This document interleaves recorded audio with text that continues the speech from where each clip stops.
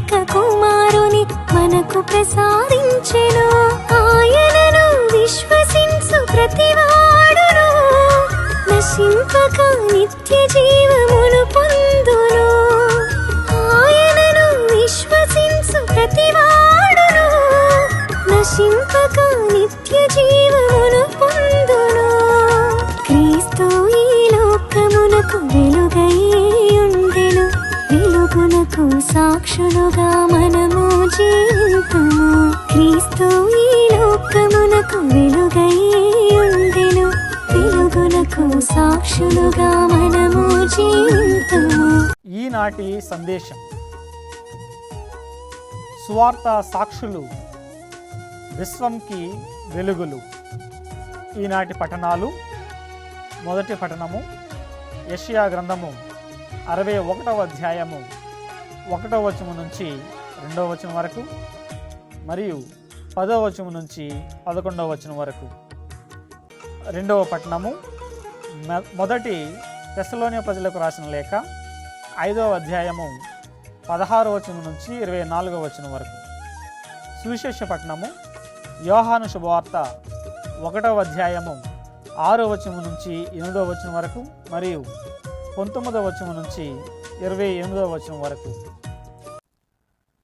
సువార్త సాక్షులు కటిక చీకటిలో మిణుగు మిణుగు అనే పురుగుల చీకటిని చీల్చుకొని ముందుకు సాగుతూ పరుల బ్రతుకుల్లో వెలుగులు నింపుతూ సాతాను బానిస బ్రతుకుల్లో చతికిలపడిన పాపపు జాతికి స్వేచ్ఛనందించి విశ్వాసుల గుండెల్లో ఆరిపోని ఆనందజ్యోతులు వెలిగించి విశ్వంకి అనగా ప్రపంచానికి వెలుగులుగా ఉండాలని ఈనాటి పట్టణాలు సెలవిస్తున్నాయి.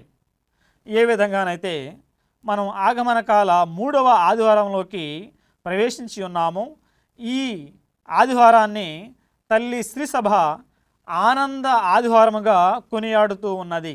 అంటే మహోన్నతమైనటువంటి క్రీస్తు పండుగ ఉత్సవానికై సిద్ధపడు ఈ సమయంలో ఆనందముతో మనమంతా ముందుకు సాగాలి. మరి ఇట్లా ముందుకు సాగుతూ మనము ఆ తల్లి శ్రీసభ ప్రసాదించేటటువంటి అనేక వరాలను పొందాలని తల్లి శ్రీసభ ఈరోజు మనలను కోరుతూ ఉన్నది, ఆహ్వానిస్తూ ఉన్నది. ఏ మనిషికి గల అనేక కోరికలలో ప్రాముఖ్యమైనటువంటి కోరిక ఒకటి సంపాదించటం, రెండవది సంతోషంగా ఉండటం. కొంతమంది ప్రపంచంలో కావాలనుకున్న దాన్ని ఎలాగో ఒకలాగా దక్కించుకునే ప్రయత్నాలు చేసి సంపాదిస్తూ ఉంటారు. ఇక్కడ కేవలం సంపాదిస్తే సరిపోదు, దాన్ని అనుభవించాలి. ఆ అనుభవంతోనే ఆనందం కలుగుతుంది. ఉదాహరణకు ఒక ఇల్లు కట్టడం ఒక ఎత్తు అయితే ఆ ఇంట్లో ఆనందంగా జీవించడం మరో ఎత్తు. ఇదే విషయాన్ని పవిత్ర గ్రంథం అయినటువంటి బైబిల్లో పునీత పౌలు గారు ఫిలిప్పీయులకు రాసిన లేఖలో 4వ అధ్యాయము 4వ వచనంలో ఈ విధంగా చదువుతూ ఉంటాము. మీరు ఎల్లప్పుడూ ఆనందంగా ఉండండి అని తెలియజేస్తున్నారు. అటువంటి క్రీస్తు ఆనందములో జీవితంలో ముందుకు సాగాలి. అయితే ఈనాటి మొదటి పట్టణంలో తెలియజేసిన యెషయా ప్రవక్త ఆనందం ఏ విధంగా ఉందంటే, ప్రవక్త అను వ్యక్తి తనకు తానుగా రాడు, అలాగే తనకు తానుగా అవతరించడు, తనకు తానుగా అభిషేకింపబడడు.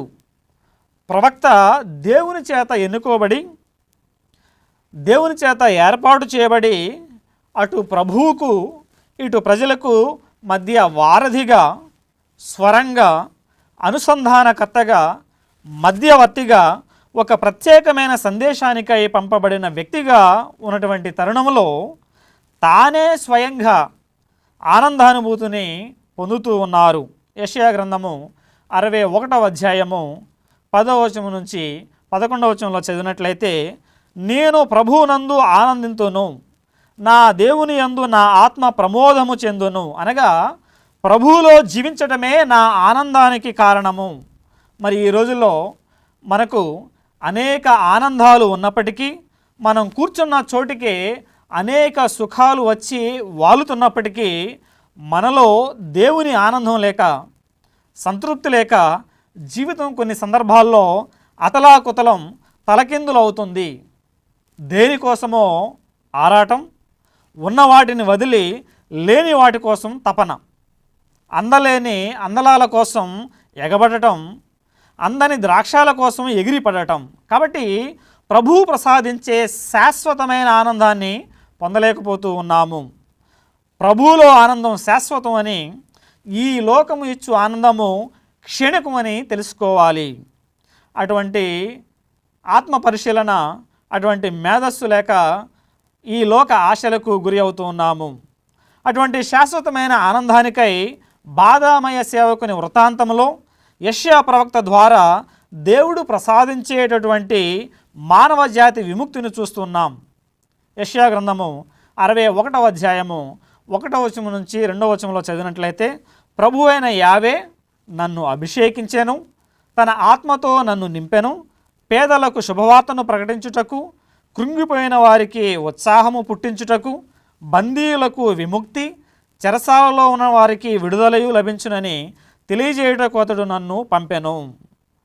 ప్రభు అనుగ్రహ సంవత్సరము గూర్చియు, మన దేవుడు శత్రువులను శిక్షించు దినము గూర్చియు ప్రకటించుటకును, శోకించు వారిని ఓదార్చుటకును అతడు నన్ను పంపెను.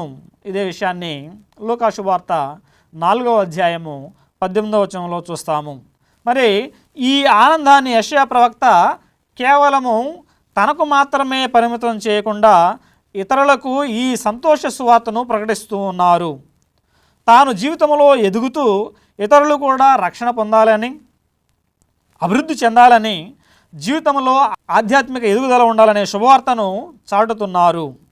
మన నిత్య జీవితంలో చాలాసార్లు కష్టాలు, కన్నీళ్ళు, సమస్యలు, సవాళ్ళు, పరీక్షా సమయాలు, క్లిష్టమైన పరిస్థితులు ఎదురైనప్పుడు ఇతరుల ఎదుగుదల కోరుకోకుండా క్రిందకు నెట్టే ప్రయత్నం చేస్తుంటాం. అటువంటి పరిస్థితుల్లో ఉన్న ప్రతి మనిషి గొంగళి పురుగు నుండి సీతాకోక చిలుకల ఎలా ఊపిరి పోసుకుంటుందో, ఎంత నిరాశకు గురైనా, ఎన్ని ఆటంకాలు ఎదురైనా ఇతరుల ఎదుగుదలకు, క్షేమానికి వెలుగు ప్రమిదల్లా యెషయా ప్రవక్తల్లా అటు వాక్యానికి ఇటు వెలుగుకి సాక్ష్యం ఇవ్వాలి. ఆ ప్రభు వాక్యానికి వెలుగుకు సాక్ష్యం ఇచ్చిన వారిలో ప్రథముడు పునీత బప్తిస్మ యోహాను గారు. ఆయన గొప్ప వార్తాహరుడు. అనగా పూర్వకాలంలో రాజులు ఎక్కడికైనా వెళ్ళేటప్పుడు ముందుగా వార్తాహరులను వెళ్ళి రాజుగారి రాకడకు అంతా సిద్ధం చేసేవాళ్ళు. రాజుగారు వస్తున్నారని చాటింపు వేయించేవాళ్ళు. ఈ రోజుల్లోనైతే ఎవరైనా పెద్దవాళ్ళు, బిషప్ గారు కానివ్వండి, ప్రొవిన్షియల్ ఫాదర్ గారు కానివ్వండి, ఏ రాజకీయ నాయకుడు కానివ్వండి, ఇటువంటి గొప్పవాళ్ళు వస్తున్నారంటే సాంకేతిక మరియు ప్రసార మాధ్యమాల ద్వారా తెలియజేసి వారి వారి సంబంధిత రాయబారులు ముందుగా అన్ని ఏర్పాట్లు చేస్తున్నట్లుగా, ఇక్కడ దైవరాజ్యానికి దారిని ముందుగా సిద్ధం చేయడానికి దేవుడు తనను పంపినట్లుగా బప్తిస్మ యోహాను చెప్పి యెషయా దర్శనములో చూపించిన వ్యక్తిని నేనే, ఆయన విన్నవి నా మాటలే, నేను మీ దారులను సిద్ధపరచి ఇప్పుడు మీ మధ్యనే ఉదయించబోయే మెస్సియాను ఆహ్వానించటానికి మిమ్ము తపోస్నానముతోనూ మరి హృదయ పరివర్తనతోనూ మీ హృదయాలను శుద్ధి చేసే వ్యక్తినే కానీ ఏలియాను కాదు, మరి మోషే ప్రవక్తను అంతకంటే కాదు అని తన అంగీకారాన్ని తెలియజేస్తున్నారు.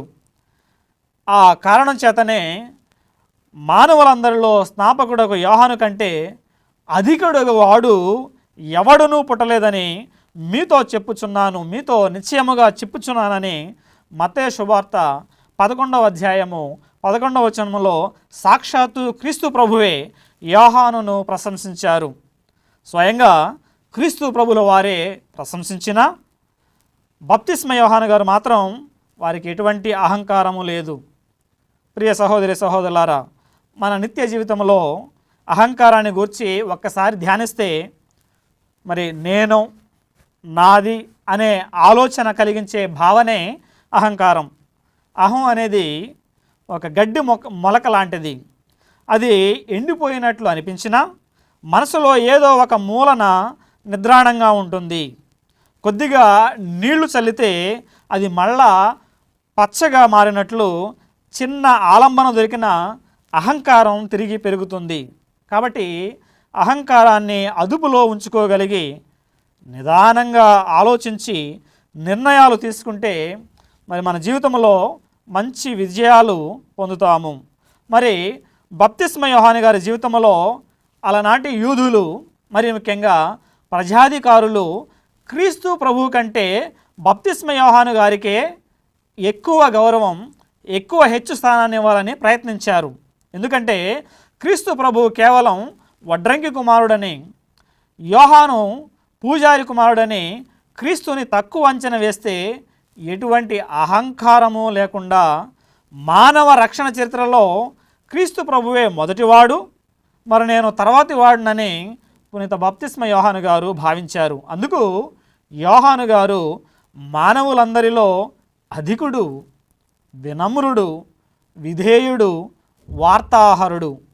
ఇటువంటి లక్షణాలన్నీ కూడా బప్తిస్మ యోహానుకు తన ఆధ్యాత్మిక ప్రార్థనా జీవితం ద్వారా వచ్చినవి. ఆ ప్రార్థనా జీవితమే గొప్ప ఆనందాన్ని ప్రసాదించింది. ఈ ఆనందమే మనకు తోటి వారికి, అత్యల్పులకి సహాయం చేయడానికి దోహదపడుతుంది.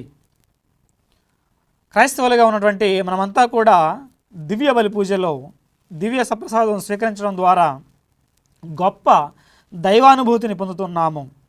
ఇలాంటి దైవానుభూతినే పునీత ఇగ్నేషియస్ లోయోల వారు బాలయేసుని ఎత్తుకుని ఉన్న మరియమాత ఆకారం కనిపించినప్పుడు, ప్రార్థనలో గడిపేటప్పుడు, మాటి మాటికి దీర్ఘకాలం ఆకాశం వైపు చూసి చుక్కల గురించి ఆలోచించేటప్పుడు గేజింగ్ ఎట్ ద స్టార్స్, మరి దైవానుభవం, మహా ఆనందం పునీత ఇగ్నేషియస్ వారికి కలుగుతుంది. అందుచేత మన ఆధ్యాత్మిక జీవితంలో ప్రార్థన, విశ్వాసము, భక్తితో ముందుకు సాగుతూ బప్తిస్మ యోహాను గారిలా క్రీస్తు ప్రభువు ప్రసాదించే వెలుగును ఇతరులకు పంచాలి.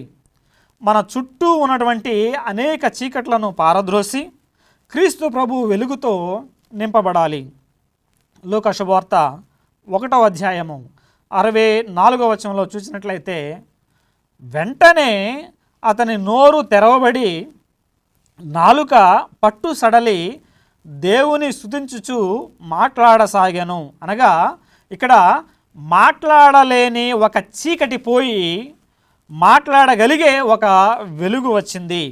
అలాగే స్వార్థ సాక్షులైనటువంటి అనేక ప్రవక్తలు, పునీతులు, వేద సాక్షులు, భక్తులు, క్రైస్తవులు, విశ్వాసులంతా ప్రపంచానికి వెలుగును ప్రసాదించారు. ఒక్క దీపం వెలుగు కన్నా అదే దీపంతో వేల దీపాలను వెలిగిస్తే ఉద్భవించే కాంతి విస్తీర్ణం ఎక్కువ. కాబట్టి బప్తిస్మ యోహాను గారు క్రీస్తు ప్రభు వారి అడుగుజాడల్లో నడుస్తూ సువార్త సాక్షులుగా ప్రపంచానికి వెలుగులుగా దీవింపబడాలని వేడుకుందాము. ఆమెన్. సర్వం సర్వేశ్వరుని సర్వోన్నతికే. God bless. ఆదిలో